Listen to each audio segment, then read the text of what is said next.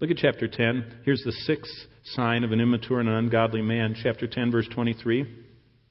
They're not only perverse talkers and wicked and worthless and lustful and empty, they're also foolish. Chapter 10, verse 23 says, to do evil is like sport to a fool. I mean, they excel in foolishness. It's their sport. You ever met someone that their sport is being foolish?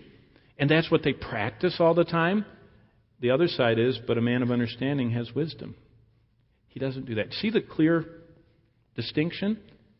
God says, there's two types. There's the foolish and there's the wise. You can always spot this foolish type of fellow because he's always the clown. He always wants attention. He always seeks to dominate the conversation. He always seeks to catch the spotlight. He shows off. He brags. He takes needless risks. He's always daring others, and he never respects authority. In every crowd, you'll see one of these. And God says, avoid them. In fact, God says a foolish child is a child who cannot control themselves when they are outside the reach of their parents.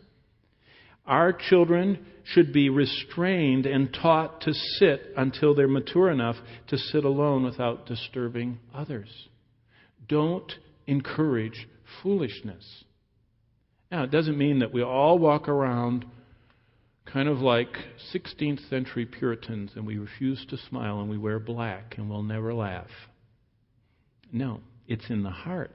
It's not your faith.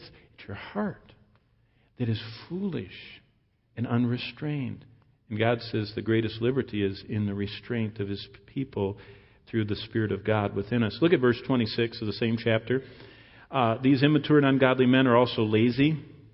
It says in verse 26 of chapter 10, as vinegar to the teeth and smoke to the eyes, so is the lazy man to those who send him. God says that an immature person, an ungodly man, is lazy. And you can see it. In fact, you want a great study? Go through Proverbs and look at, it's called often slothful.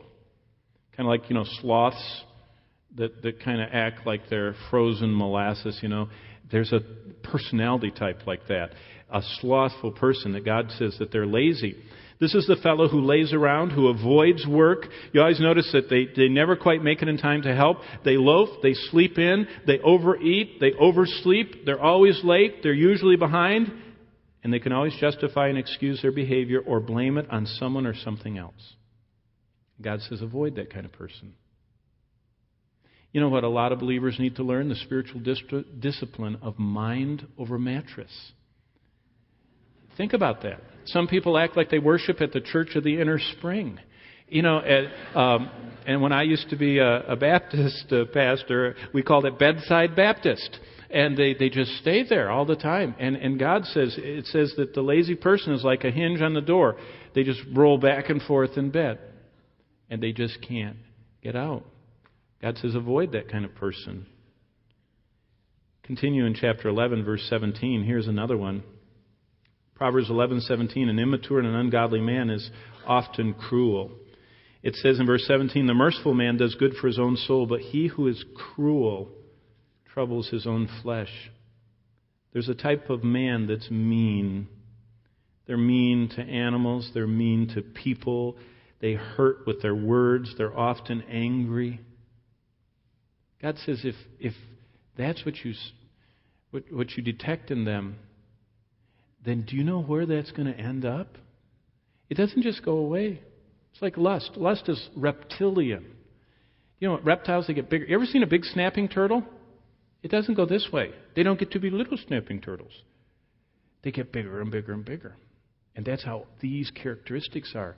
They're reptilian. Apart from sanctifying, God's recovery program with all these is sanctification. And repenting and asking for the grace of God for Him to mortify this in the life.